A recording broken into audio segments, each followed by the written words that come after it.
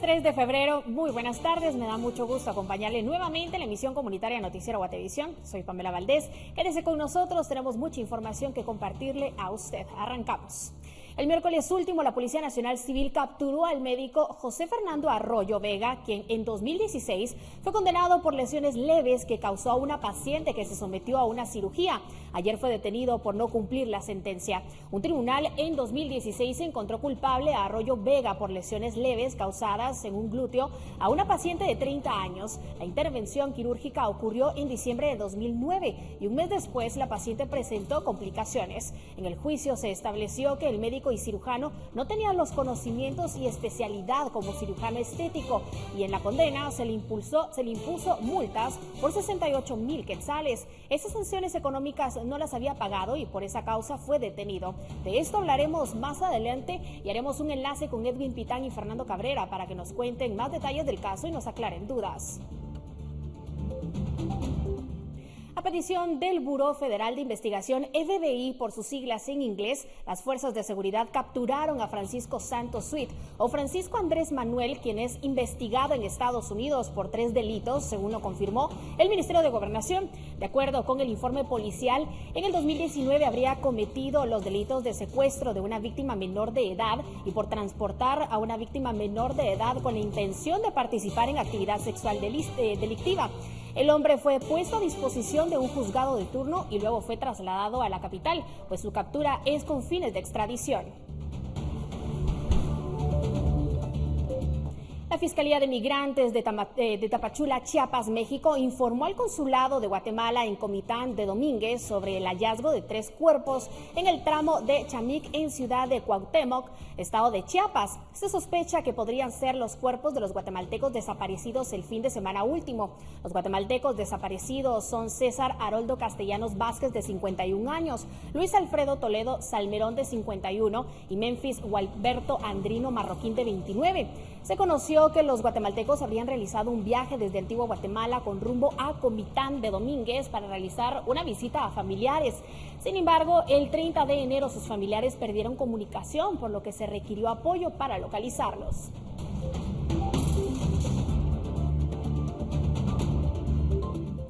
Después de 57 días del trágico accidente en Tuxtla, Chiapas, México, un joven originario de Tecpan, Chimaltenango, regresó a su hogar. En su memoria está escenas de dolor por la tragedia, mientras su cuerpo tiene heridas que la dejarán marcada de por vida. Esta es la historia. A 30 kilómetros de Tecpan, Guatemala, se ubica la aldea Pachichiac. Desde ese lugar, el pasado 7 de diciembre, Hilda Chiquiac Velázquez, una joven de 20 años, emprendió un viaje en busca del sueño americano, pero el trayecto se convirtió en una pesadilla. Hilda viajaba en un furgón en el que más de 50 migrantes perdieron la vida en la tragedia ocurrida el 9 de diciembre en Tuxtla, Chiapas, México.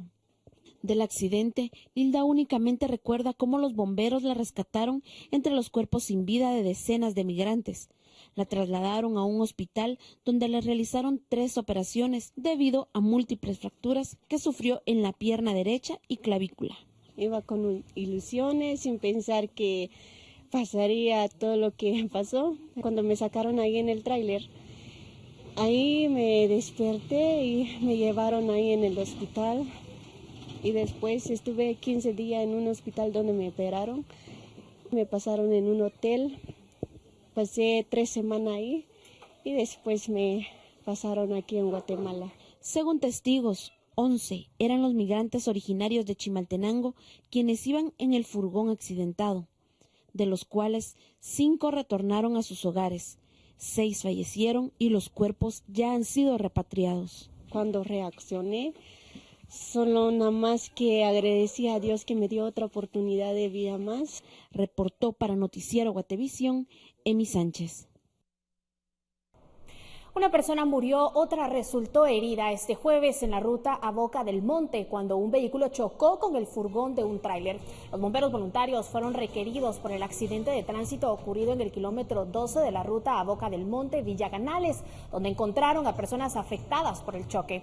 El conductor del vehículo particular murió en el lugar debido a la gravedad de las heridas, mientras que un acompañante resultó con varias heridas. El paso de vehículos quedó restringido en el área mientras personal del Ministerio Público y la Policía Nacional Civil recababan evidencias para esclarecer lo ocurrido. Las imágenes del momento del choque fueron compartidas en redes sociales. Provial reportó a través de su cuenta de Twitter un hecho de tránsito que se registró en Teculután, Zacapa. Sobre el kilómetro 120 de la ruta al Atlántico, un cabezal y un vehículo colisionaron dejando a una persona herida, quien fue trasladada a un centro asistencial. El tránsito no se vio afectado y los vehículos ya fueron retirados. A su vez, sobre el kilómetro 246 de la ruta al Atlántico, Provial regula el tránsito vehicular debido a trabajos que se realizan en la carretera, en jurisdicción de Morales y Zabal. En el lugar se alterna el paso en uno de los carriles. Sin embargo, el tránsito hasta el momento es fluido, pero tómelo en cuenta si debe transitar por la ruta.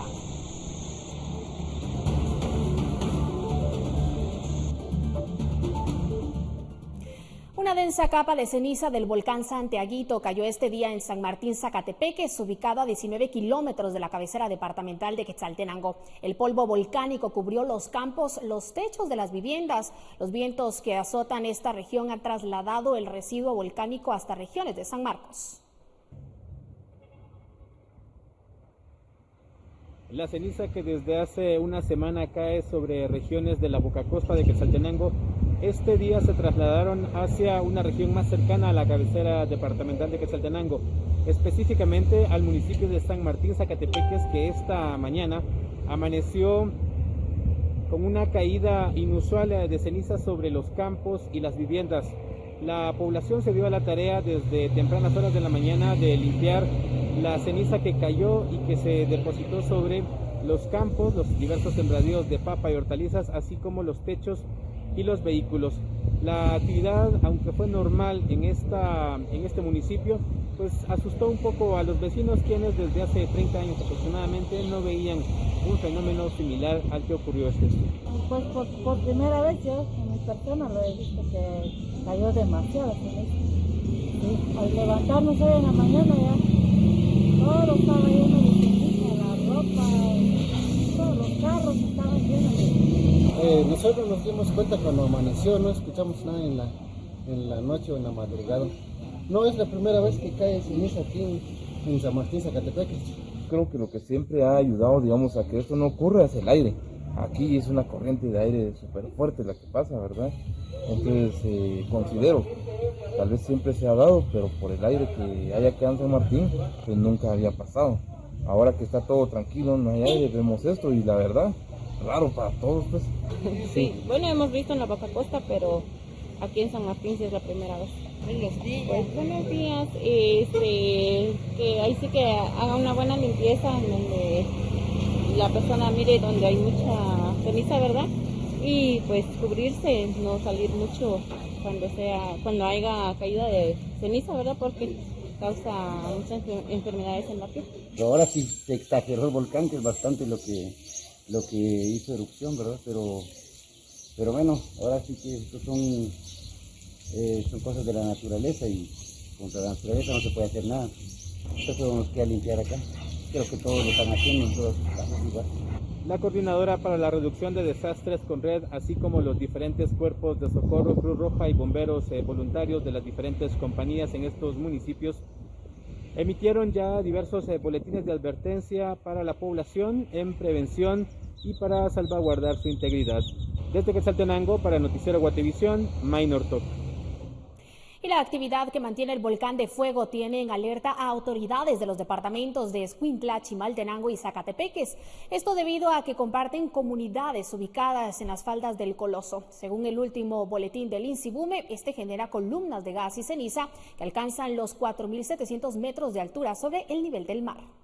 Estas columnas de gas y ceniza se dispersan de 8 a 10 kilómetros al suroeste y oeste del volcán, en tanto que las explosiones que genera son acompañadas de avalanchas débiles y moderadas que descienden en las distintas barrancas. Aunque no se trate de una erupción declarada, sí el incremento podría provocar en algún momento, dependiendo de la dirección del viento, caída de ceniza, y puede ser que se aprecien también en los flancos del volcán alguna caminito de lava o algo por el estilo. Las comunidades nos encontramos siempre en contacto por medio telefónico y por radio.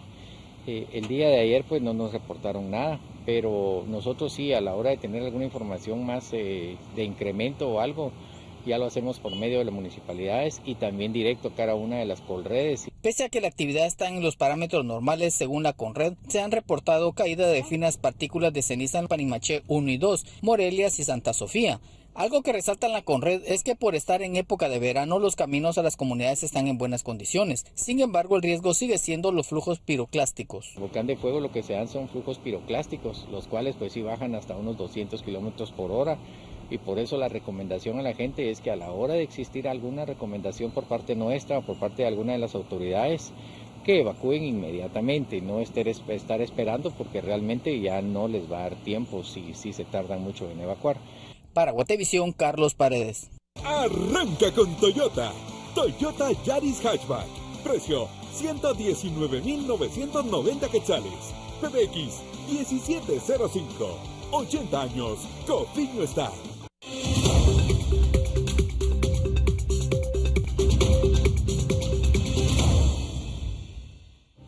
Nacionales. Fuertes lluvias, nieve y hielo ha caído en el este de Estados Unidos, donde miles de personas se encuentran sin electricidad debido a la tormenta invernal. Más de 100 millones de personas en 25 estados en la nación americana están bajo alerta de condiciones climáticas invernales. Se espera que la tormenta afecte gran parte del centro y el noroeste de Estados Unidos hasta este viernes por la noche, según reportes del Sistema de Servicio Meteorológico. Ya se han acumulado más de 50 centímetros de nieve en Colorado Springs. Partes de Illinois e Indiana están bajo más de 1 metro de nieve.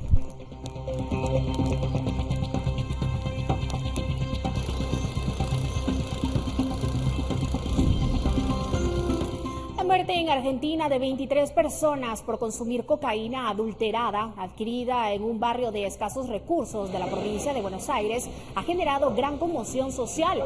Las alarmas se encendieron este miércoles cuando médicos detectaron 4 pacientes en un hospital municipal que habían fallecido por haber consumido cocaína. Luego pues se reportaron más pacientes en otros hospitales de la capital argentina.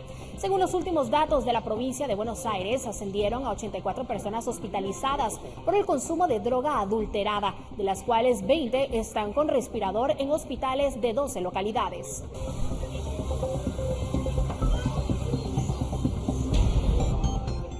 El senador estadounidense de alto rango Bob Menéndez envió este jueves una carta a la administración de Joe Biden pidiendo revocar el visado del expresidente de Honduras, Juan Orlando Hernández, y lo sancione como capo del narcotráfico en el extranjero. Fiscales estadounidenses dan credibilidad a testimonios que implican a Hernández en delitos de narcotráfico y lo designan como co-conspirador, aunque no existe una acusación formal contra el exmandatario hondureño. Las acusaciones presentadas durante casos llevados adelante por tribunales federales indican que Hernández ha estado involucrado en actividades criminales y en el tráfico de drogas por las que aún no han rendido cuentas, afirma el senador. La primera vacuna contra la malaria da sus frutos en el oeste de Kenia. Más de 100,000 niños han sido inoculados por el inmunizante para esta enfermedad, que mata anualmente a 260,000 menores de 5 años en África. Los servicios pediátricos, que suelen estar saturados por los casos de malaria, ya comienzan a ver los resultados. El innovador plan de vacunación comenzó en 2019 en Kenia, Ghana y Malawi para probar un compuesto que tardó 30 años en ser elaborado. En octubre de 2021, la Organización Mundial de la Salud aprobó su uso generalizado para niños en otras zonas de riesgo.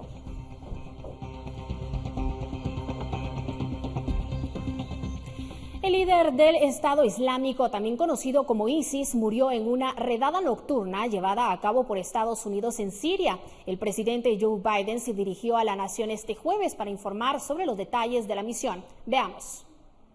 Last night, operating on my orders. El presidente Joe Biden explicaba así la operación que ordenó en Siria, en la que, según la inteligencia estadounidense, murió el principal líder del Estado Islámico. Our team is still compiling the report. Nuestro equipo todavía está compilando el informe, pero sabemos que cuando nuestras tropas se acercaron para capturar al terrorista, en un acto final de cobardía desesperada, él, sin tener en cuenta las vidas de su propia familia u otras personas en el edificio, eligió hacer estallar no solo el chaleco explosivo que tenía, sino hacer estallar el tercer piso de ese edificio, en lugar de enfrentar la justicia por los crímenes que ha cometido, llevándose consigo a varios miembros de su familia.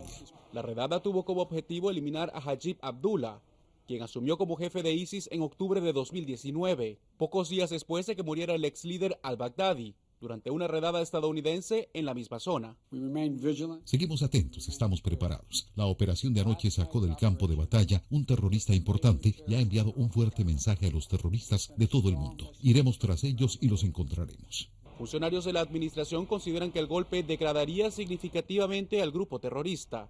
Pero en el Congreso, legisladores de los dos partidos se mostraron alerta. La presidenta de la Cámara de Representantes indicó en un comunicado que la muerte del líder de ISIS no significa la muerte del grupo terrorista y que el Congreso trabajará con la Casa Blanca para resguardar la seguridad nacional de la nación. El senador republicano Lindsey Graham también expresó preocupación. Temo que si no ajustamos pronto nuestras políticas con respecto a Afganistán y la frontera sur, se gestará una gran amenaza terrorista. Continuaré hablando y trabajando para abordar estos asuntos. La operación se produjo cuando el Estado Islámico intentaba resurgir con una serie de ataques en la región, incluido el secuestro de una prisión en el noreste de Siria el mes pasado.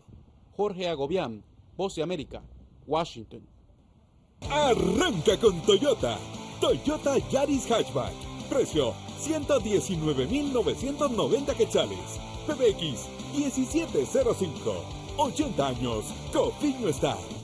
Con esta información es momento de hacer nuestra primera pausa comercial. Ya regresamos con más información.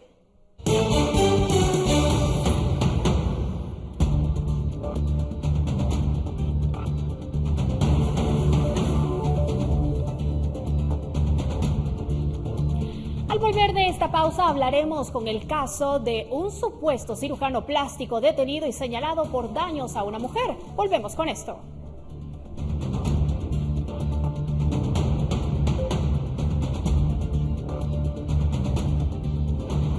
Continuamos con más noticias en la emisión comunitaria de Noticiero Guatevisión. Afuera del Congreso fue detenido un hombre que habría insultado con expresiones homofóbicas al diputado Aldo Dávila cuando este se dirigía al Pleno. La Policía Nacional Civil identificó al hombre capturado en flagrancia como Andrés Francisco Pedro. Según el parlamentario, esta persona lo insultó y lo amenazó de muerte y luego se enteró que los agentes policiales lo detuvieron y está a la espera de que sea notificado para rendir su declaración sobre el tema. En el Código Penal se tipifica el delito de injuria para quien exprese deshonra, descrédito y menosprecio a una persona. Por este delito se pueden aplicar entre 2 meses y 1 año de prisión.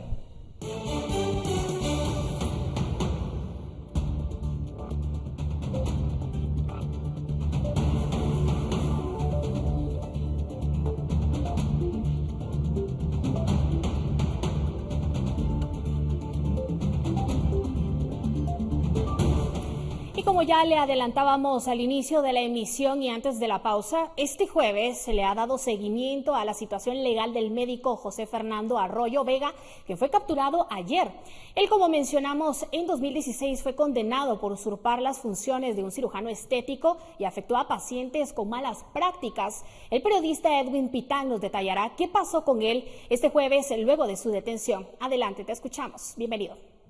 Hola, muy buenas tardes, Pamela, y un saludo cordial a toda la audiencia de Noticiero Guatevisión de las 18 horas. Pues este día el médico general José Fernando Arroyo Vega ha sido conducido por la Policía Nacional Civil a los juzgados de ejecución. Estos se ubican en la zona 7 de la ciudad de Guatemala, muy cercanos al anillo periférico. Ahí funcionan estos juzgados de ejecución y son los que están velando porque cada una de las personas que han recibido alguna sentencia condenatoria la cumplan. Recordemos que hay delitos que son de breve condena en prisión o son conmutables y se pueden pagar para no estar en prisión. Posteriormente hay multas que están dictando los tribunales y todo ese control lo deben de velar los juzgados de ejecución. Pues este médico que fue detenido ayer ha incumplido una sentencia condenatoria. Él tenía una conmuta de 18,000 quetzales y también una multa de 50,000. Ambas no las había pagado desde que se dictó sentencia por el Tribunal Cuarto de Sentencia Penal en 2016. Esto por malas prácticas en cirugías estéticas. Se hizo una investigación, posteriormente el Ministerio Público expuso cada uno de estas falencias y estas carencias que él cometió al momento de tratar a algunos pacientes que fueron sometidos a cirugías estéticas. Posteriormente él fue encontrado culpable por lesiones leves y usurpación de calidad, porque si bien es médico cirujano, no tiene la especialidad de someter o bien el expertise de tratar este tipo de cirugías estéticas en los pacientes. Por eso mismo fue encontrado culpable y ayer fue detenido porque no cumplió esa sentencia, no pagó la conmuta de 18,000 quetzales y tampoco la multa de 50,000 quetzales. Por lo tanto, aún se está a la espera, aún está en este juzgado a la espera de que él si va a pagar o no estos 68,000 quetzales, que debería de cancelarlos en las próximas horas. En caso de que no lo haga, pues incluso podría ir a prisión. Así la situación en estos momentos de este médico que fue detenido ayer y pues causó un poco de revuelo porque se había dicho de que él había cometido de nuevo este tipo de prácticas, pero fue porque no pagó estas multas económicas que había impuesto el Tribunal Cuarto de Sentencia Penal. Edwin, tengo una duda. ¿Qué pasará si el médico condenado no consigue pagar las multas que se dictaron en la sentencia condenatoria? Cuéntanos un poquito más de esto.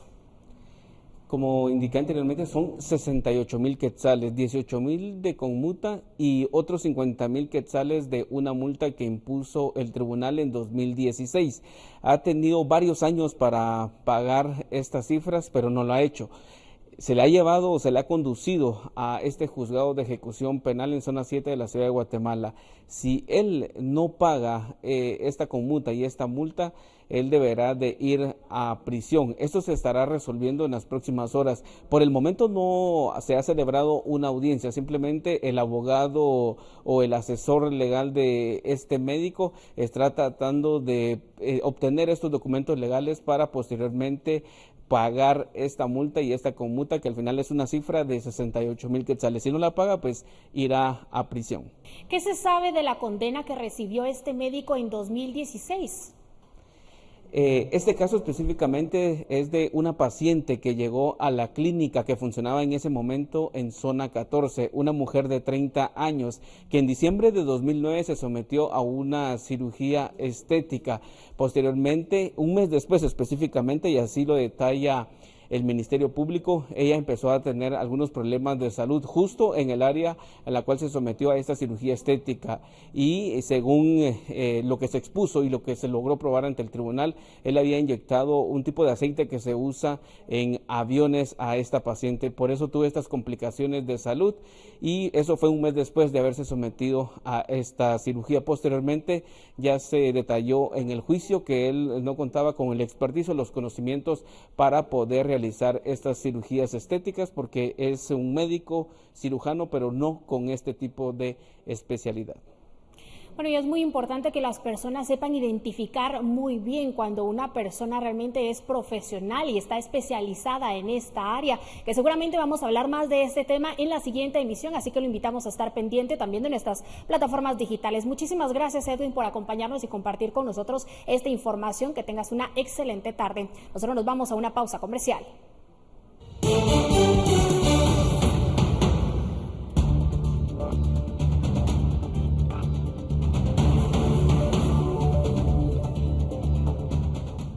Preparan simulacro para terremoto para este 4 de febrero. Tenemos los detalles luego de esta nueva pausa.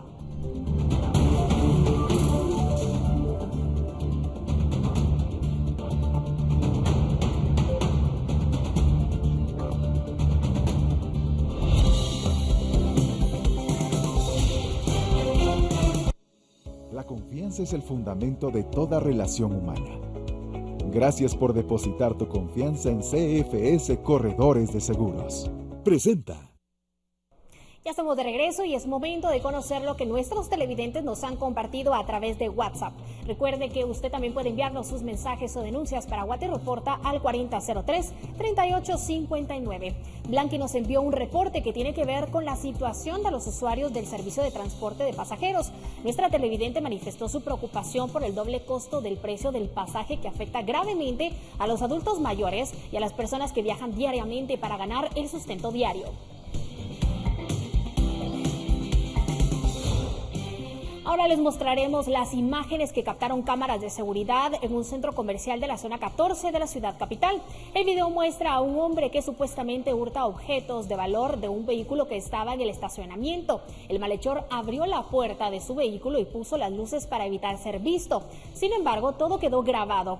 El hecho delictivo ocurrió a eso de las 18 horas del 1 de febrero último.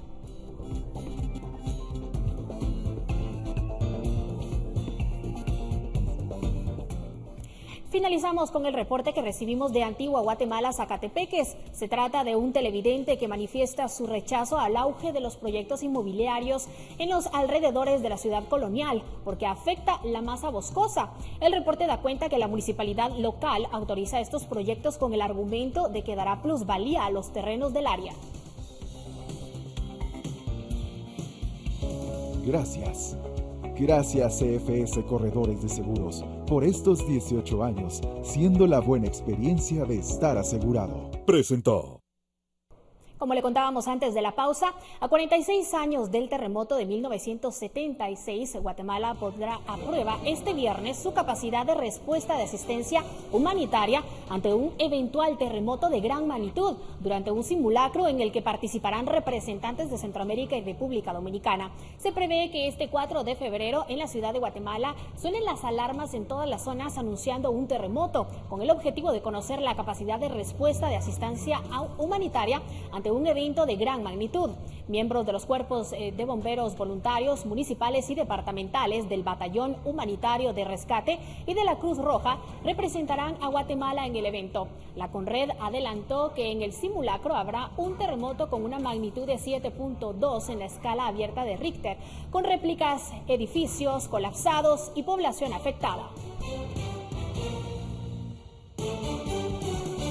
Y este día, autoridades del Ministerio de Ambiente y Recursos Naturales, así como líderes de iglesias evangélicas en conjunto con el presidente Alejandro Yamatei, se reunieron para la presentación del Acuerdo 402-2021, en el que se da marcha atrás a catalogar a las iglesias como negocios y donde se establece que las actividades de las organizaciones religiosas no representan un impacto ambiental significativo, ya que estas no son un negocio, sino un lugar de fe y por ende serán exonerados de multas. Según autoridades del gobierno, se mantenía una discusión desde hace 30 años sobre la mesa, en el cual las más de 40,000 iglesias evangélicas se oponían a pagar estudios de impacto ambiental y multas que iban entre 5,000 y 50,000 quetzales por considerarlos negocios.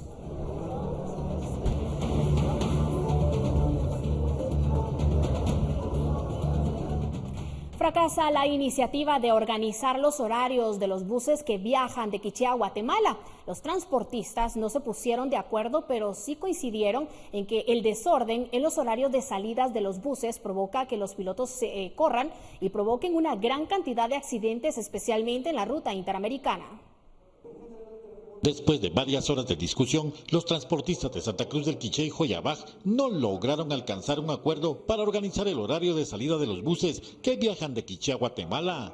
Coincidieron en que el desorden en los horarios se debe a la enorme corrupción en la Dirección General de Transportes al autorizar a diestra y siniestra la circulación de buses sin importar que coincidieran con otros transportistas.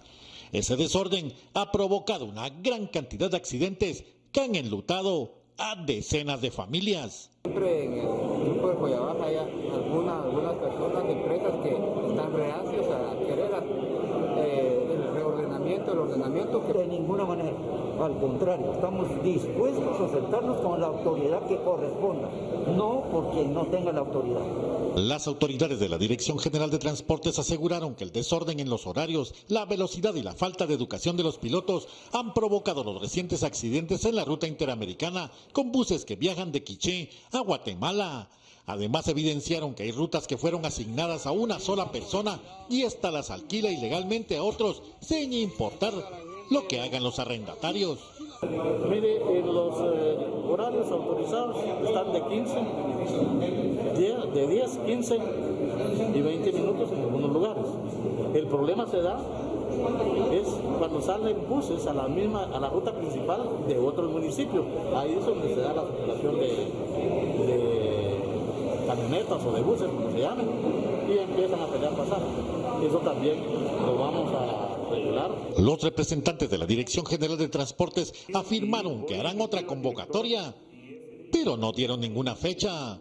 Para Noticiero Guatevisión reportó Héctor Cordero.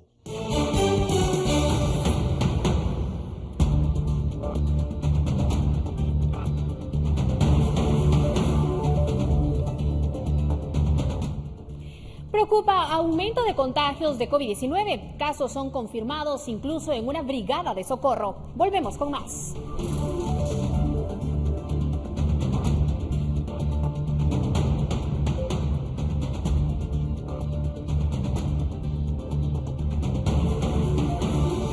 Estamos de regreso, gracias por continuar con nosotros. El presidente Alejandro Yamatei fue consultado por las vacunas para los niños menores de 11 años y aseguró que las muertes por coronavirus en este rango de edad no han sido altos y señaló que aunque hay negociaciones con Pfizer, hay temas legales que impiden comprar, ya que ellos piden que el país deje consignación las reservas del Estado a cambio que pueda haber una demanda por alguna secuela. Y los niños menores de 11 años, ¿cuándo para ellos se prevén las vacunas, teniendo en cuenta que ellos existe el riesgo incluso de poder fallecer de no tener estas vacunas? Pues no sé de dónde saca usted sus números, pero yo le invito a que miren los números en el Ministerio de Salud Pública de la cantidad de niños fallecidos. En toda la pandemia, pero más de 200 en toda la pandemia con las 5 olas que hemos tenido que enfrentar. Si usted lo compara con los mayores de 65 años en adelante, es muchísimo más grande. Y pídale al ministerio que le diga de esos 200, cuántos niños tenían una enfermedad colateral. Con Pfizer las conversaciones han avanzado para poder estar. Ya tenemos un pedido, pero tenemos una disputa con ellos de índole eminentemente legal, porque quieren que nosotros dejemos en consignación las reservas del Estado a cambio de que pueda haber una demanda en contra de ellos por alguna secuela de la vacuna. Nosotros no aceptamos eso, no podemos permitir que queden ignorados las reservas del Estado y nosotros tenemos un mecanismo en ley para poder cubrir en caso que hubiera una secuela. El delegado departamental de Quiché de la Coordinadora Nacional para la Reducción de Desastres CONRED informó que 6 miembros de la Brigada Departamental contra Incendios Forestales se contagiaron con COVID-19, diezmando el número de integrantes de esa brigada dedicada a apagar incendios forestales en el departamento. Los pocos elementos que no han resultado contagiados son los que luchan contra los incendios forestales, cuya temporada ya se activó en el departamento. Quiché ha permanecido en los últimos años dentro de los primeros lugares a nivel nacional en esos siniestros, una brigada que cuenta con pocos recursos y personal y que ahora es afectada por el COVID-19. Huehuetenango se encuentra con 4 municipios en alerta roja por la pandemia. Hasta ahora ya superan los 22.519 casos positivos y cada día la cifra aumenta en gran medida por la relajación de sus habitantes que se olvidaron del COVID-19. Esto es en Jacaltenango. Las imágenes son similares en Todos Santos, Cuchumatán, otro ejemplo de cómo los huehuetecos se olvidaron de los protocolos sanitarios y una de las razones por las cuales el departamento ya supera los 22.519 contagios de COVID-19 y la muerte de 519 personas. Autoridades de salud reportan que a diario se detecta un estimado de 30 nuevos contagios. La ocupación del área de COVID del Hospital Regional de Cero ya pasó a tener una ocupación del 47% y las cifras siguen en aumento. El último reporte del área de salud identifica 4 municipios en alerta roja, 3 en naranja y 26 en amarillo, un dato que no es del todo certero, pues por cada caso detectado habría otros 10 que no llegan a los servicios de salud. A todo esto, la vacunación sigue lenta en 19 municipios donde la población simplemente no quiere inmunizarse. Decimos también a los personeros del Ministerio de Salud que estamos anuentes a colaborar, ya sea en una próxima jornada de vacunación o en los procesos de sensibilización que tanto necesitamos. Actualmente 771 casos están activos en el centro Centinela donde se hacen pruebas. La cifra de positividad supera el 25%. A esto se agrega la preocupación del inicio de clases de forma presencial en los 33 municipios. Vivencial en el cual se demuestra que la unidad hace la fuerza, pero para ello se necesita un tipo de organización. Personal de salud sigue con las jornadas de vacunación mientras hacen recomendaciones a los alcaldes para evitar ferias, concentraciones masivas de personas y sobre todo mantener los protocolos sanitarios de lavarse las manos y usar la mascarilla o quedarse en casa. Desde Huehuetenango reporta Mike Castillo, Noticiero Guatevisión.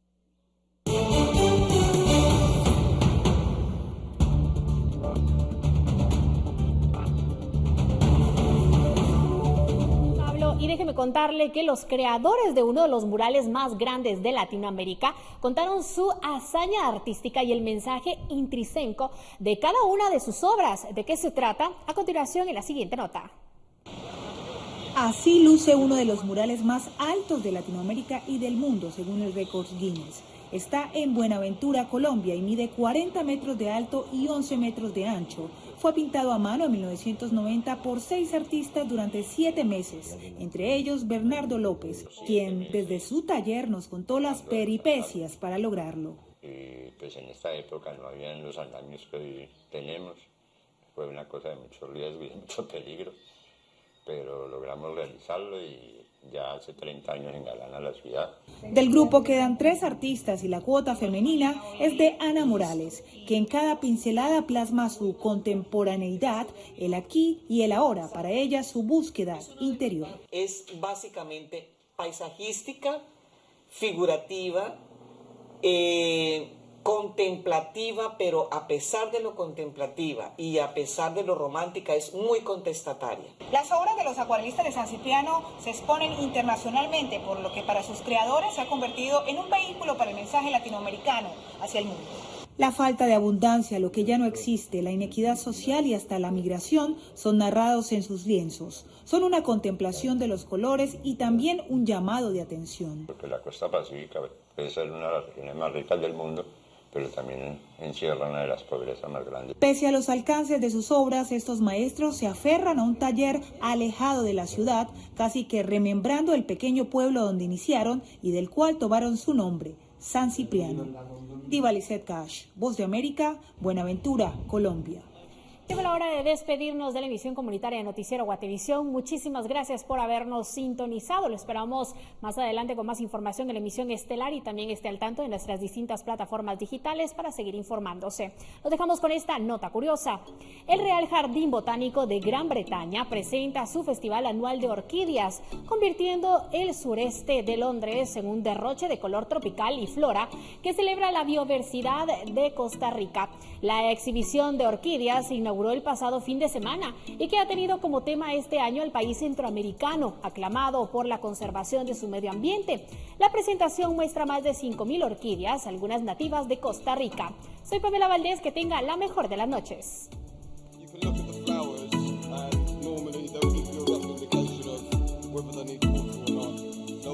Will and look at them.